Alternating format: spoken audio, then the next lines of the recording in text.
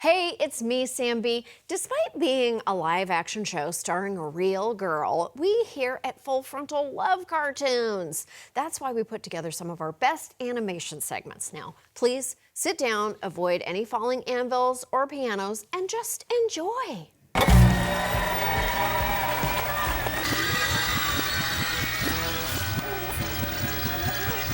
The pandemic has turned the world upside down. Republicans are supporting massive spending programs. Andrew Cuomo is popular. And imminent historians are talking to absolute idiots. Doris Kearns-Goodwin, thank you so much for joining us. Oh, I'm very glad to be with you. Thank you. The question for Goodwin: could this tragic pandemic potentially lead to progress? Yes, I think it's possible. I think it's even likely. We've been through really tough times before, and we did emerge better as a result of them.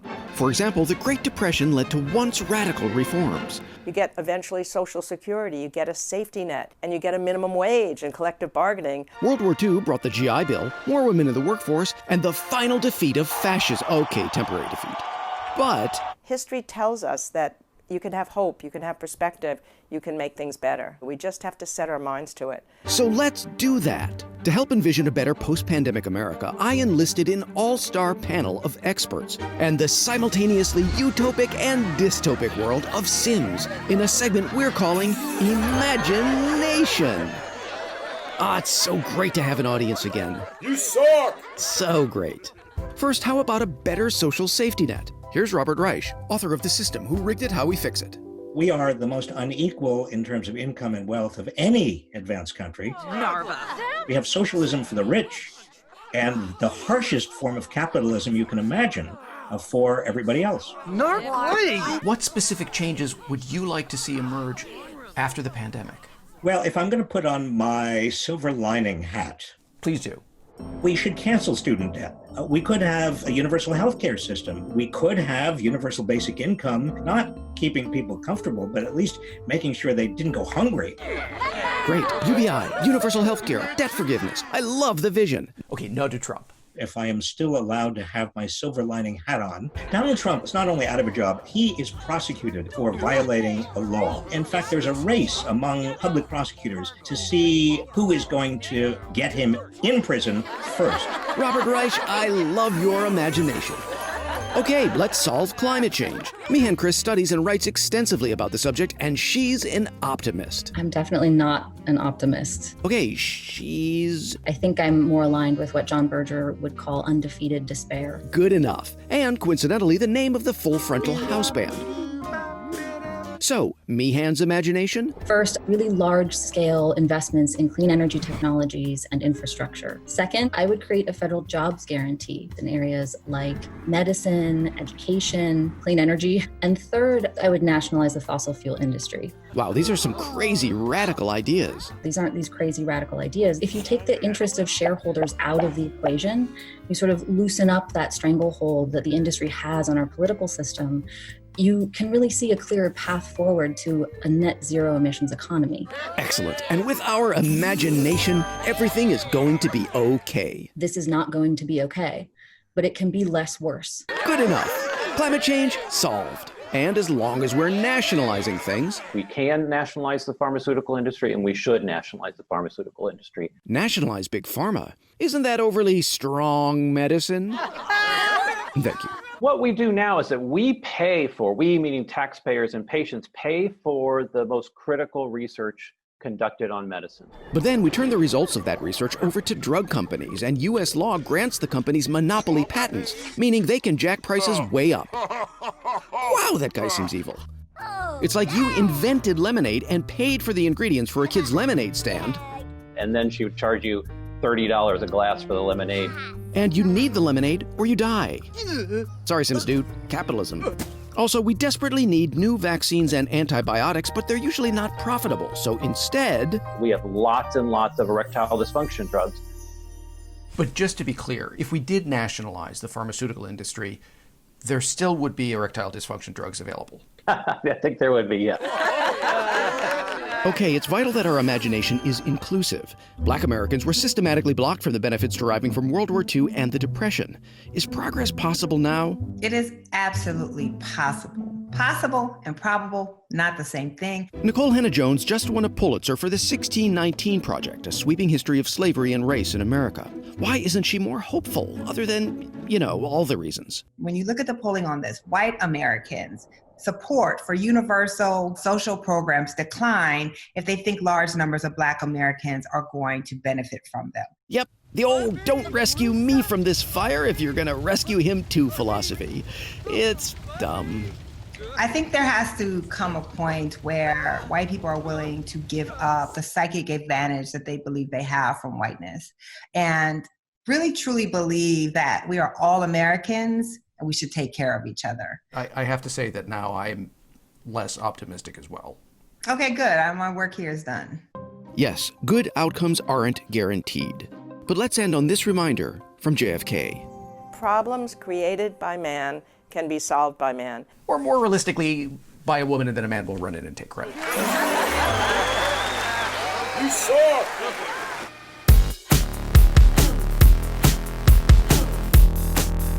I think watching The Little Mermaid was a big one for me.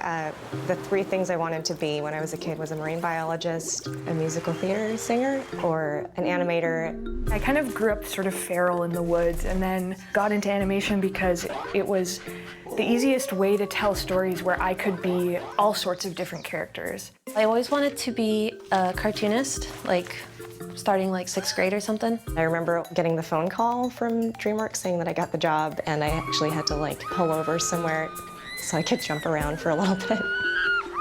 I think Me Too is waiting to happen in every industry if you look around.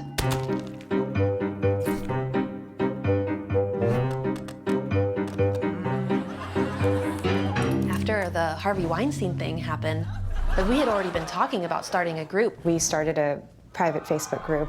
Literally the first post was a huge one. It was this one. I was around 22 when it first happened and desperately trying to break into the animation industry. He followed me on LinkedIn and through email and everything. He was fine, but meeting him in person, it escalated. I've known Shane for 10 years. This was such a shock to me. Oh my God, my best friend went through this, and I didn't find out until a post was made on the Facebook group. Something came over my body. My hands just started typing frantically, and I remember shaking and just typing, and it wasn't thought out. It was just years of just pent-up feelings, People knew exactly who I was talking about, and I didn't need to say who it was. Several women in the comments came out and said, "I'm pretty sure I know who this is. This has happened to me too." It was oh, it's Chris Savino. Big news that broke out in the animation community this week is that the Loud House creator, Chris Savino, has been accused of sexual harassment. This has actually been going on for decades on Cartoon Network and Nickelodeon. From unwanted sexual advances and threats to blacklist women who refuse to be in relationships with him. I guess that's why they say you should never meet your heroes. It becomes apparent that there are 10 people, 15 people. He had worked everywhere and he had made this hit show. We didn't know if he was going to be removed. Then Cartoon Brew put out an article and that forced Nickelodeon's hand and he was fired. There was this huge anxiety that he was just going to get hired somewhere else. People do terrible things and then they just get to keep working.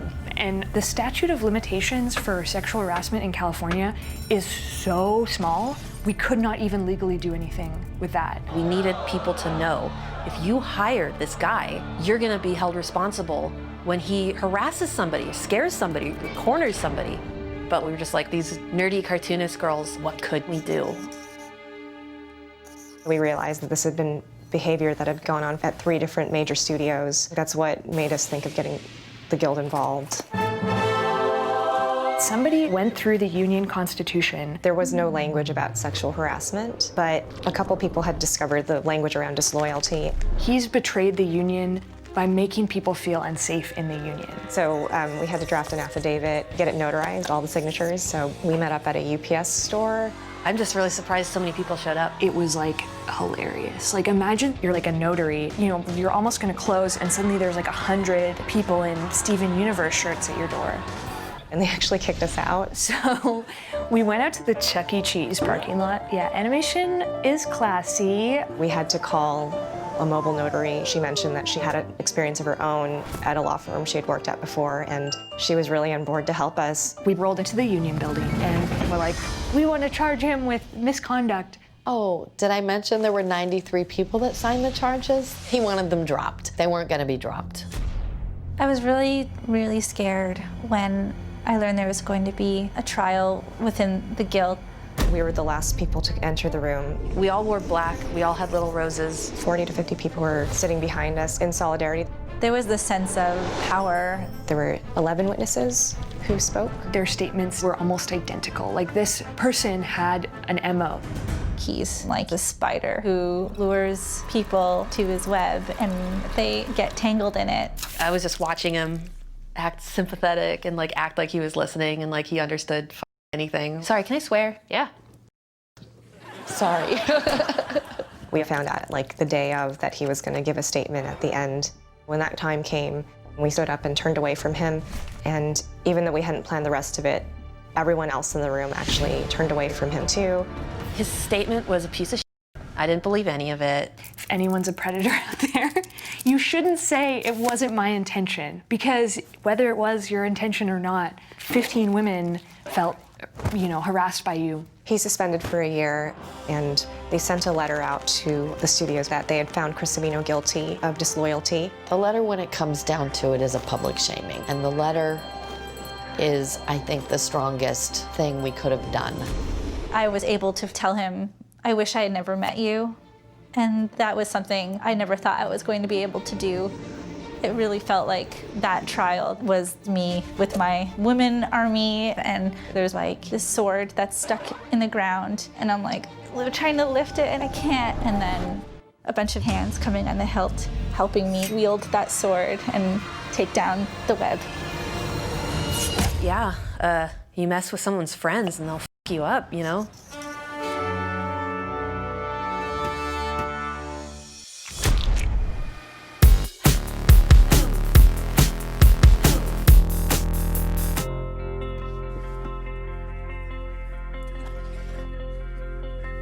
We had an issue where rape kits were just sitting on shelves. We're talking thousands of kits. This doesn't often happen, but we were able to come up with a solution. The bill mandates that the kits be prosecuted. There wasn't a person who I talked to in either party who wasn't supportive of what we were trying to do in the House. And when it came to the floor of the House, it passed unanimously. When the bill went to the Senate, how do I say this nicely? All hell broke loose.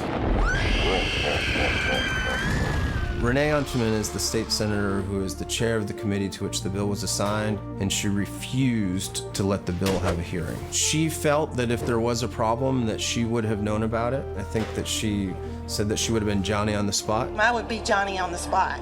She would also argue that if there is a problem, then we can just wait till next year. Some of these kits have been sitting on shelves for 5 or 10 years. Why would we want to wait another year before we take action?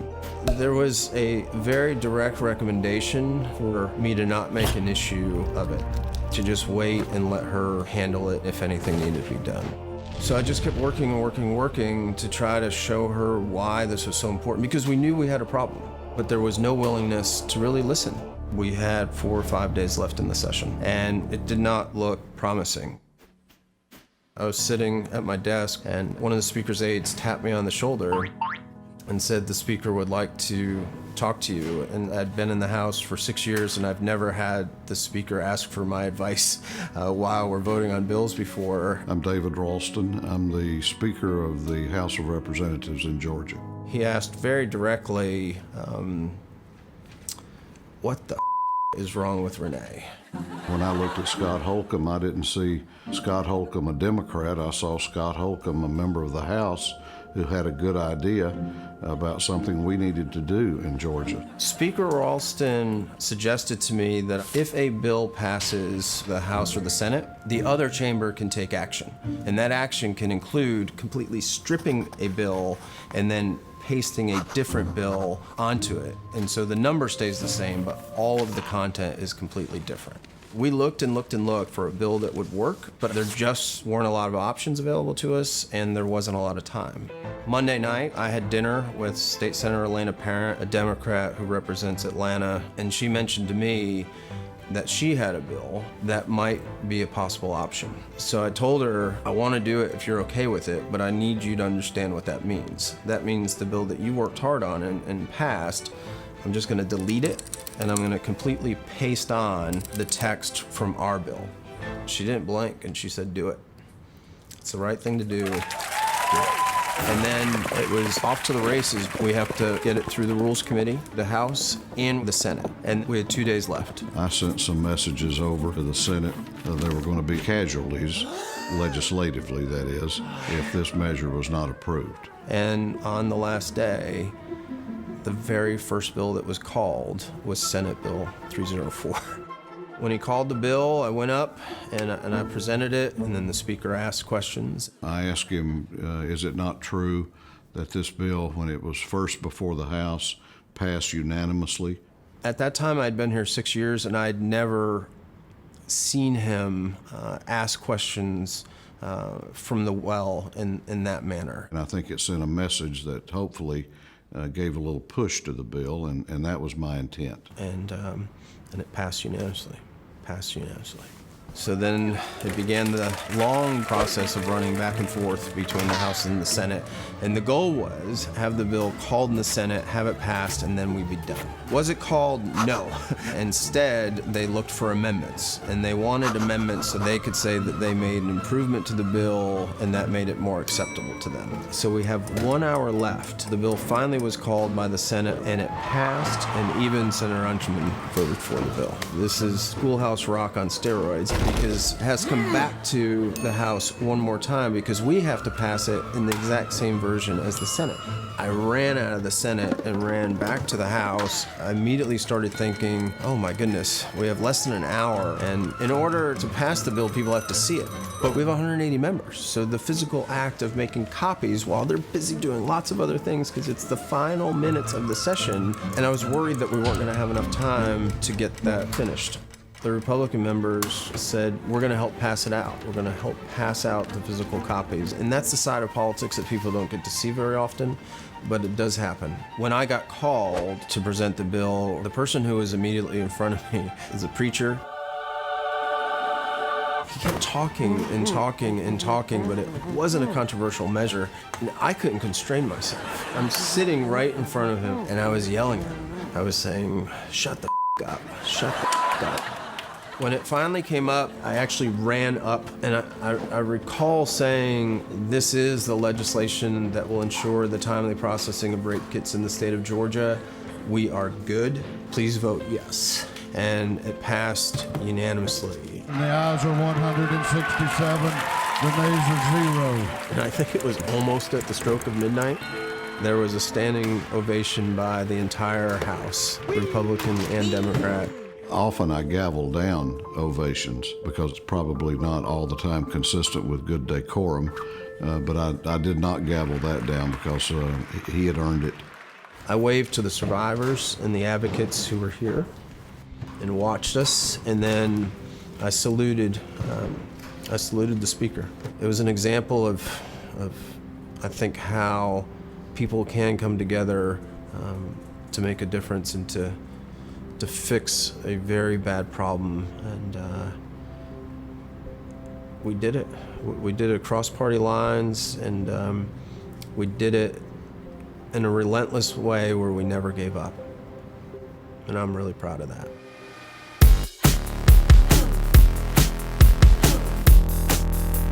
Hey, we're the Lucas Bros, and today we're going to talk about white supremacy.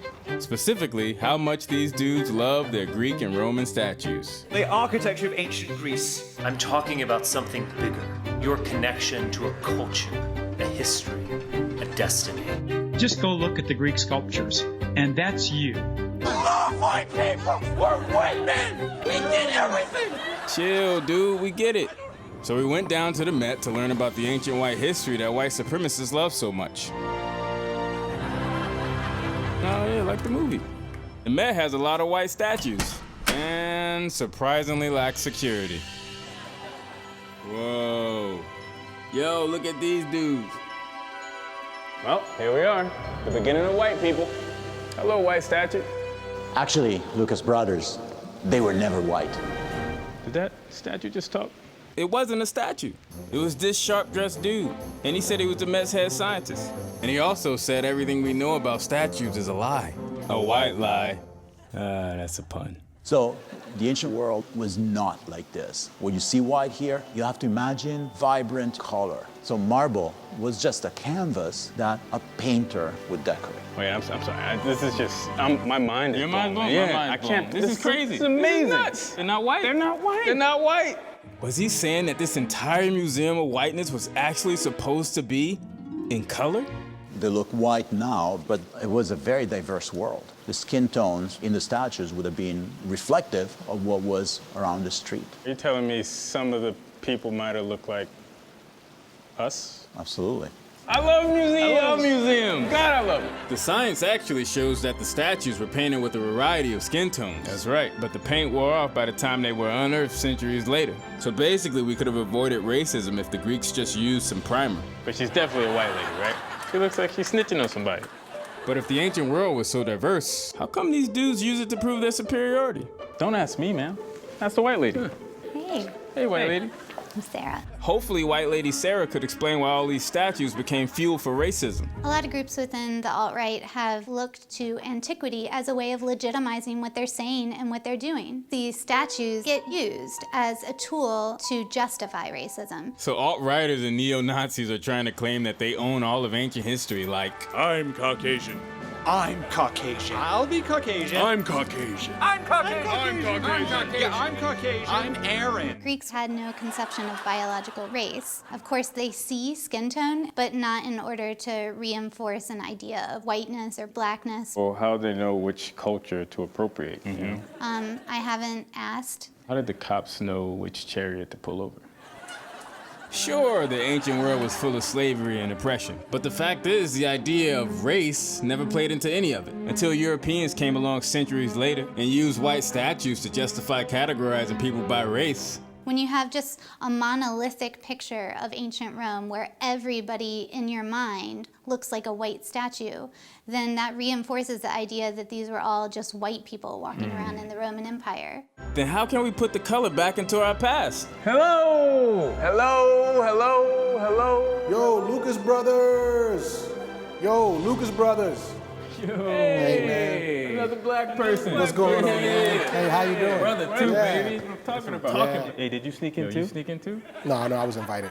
I have like 4 degrees. Wow, that's one for each of us. Plus one for that statue over there. Whiteness is not skin color. Whiteness is a system of oppression. You damn right it is, brother. Yeah. Right on, brother. But I'm serious though. It literally is not a scientific thing. Okay. Whiteness is really an invention that white people came up with to categorize people. There you go. You invented something. That's great. Happy White History Month.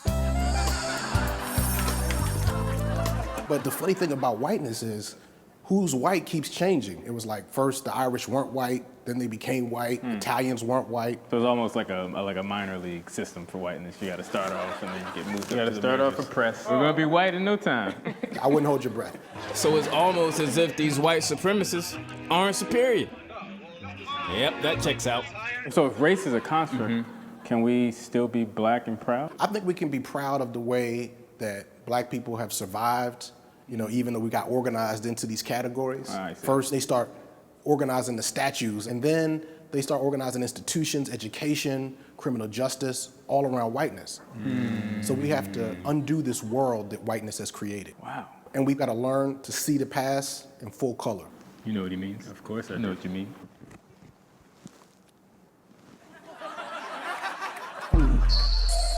History of whiteness. Man, this stuff fucks you up. Stickers were pretty strong, huh? Very strong. Yeah. What's up? What's up? What's racist? Oh, well, he doesn't know what racist. No, Huh? they don't like us. They don't like us. Oh, like twins? No, not twins. I have no idea what you're talking about. Have you seen the rest of my penis? The ancient world was full of color. Whiteness is a construct. It's a system of oppression. That's an excellent point, brother. Seriously, guys, I used to have a penis. I guess history really is way doper when you see it in every color. And when you're stoned as Man, can't believe we did it. What? We solved racism. I don't think so. Well then fine, I solved racism. What, I don't get credit now?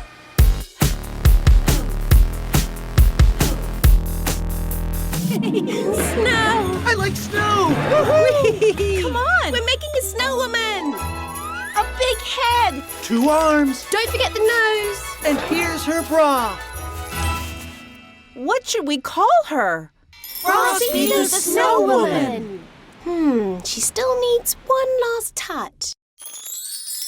Glorious Dynam! She's magic! She's alive! I'm scared. What is with this top hat? Am I Amy Sherman Palladino now? I don't get it. That's because not everything is for you, Todd.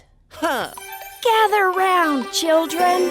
Did you know that consumer products aimed at women often cost more than the same exact consumer products aimed at men? It's called a pink tax. Can't you play games or sing a song about friendship? Yeah, you're being a bummer. No, I'm being a woman. Get used to it. Now, where was I? If we recognize real problems and work together to solve them, people of all genders can... Please, God! The pain! Snowball fight! Yay! Christmas! Santa! Presents! Satan! Frostbeat, the snow gal, was as shrill as she could be.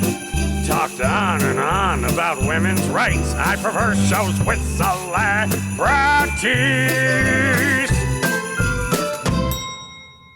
If you liked this video, hit subscribe and leave a pleasant comment below. Let's ride out the rest of this nightmare year together, okay? Okay? All right.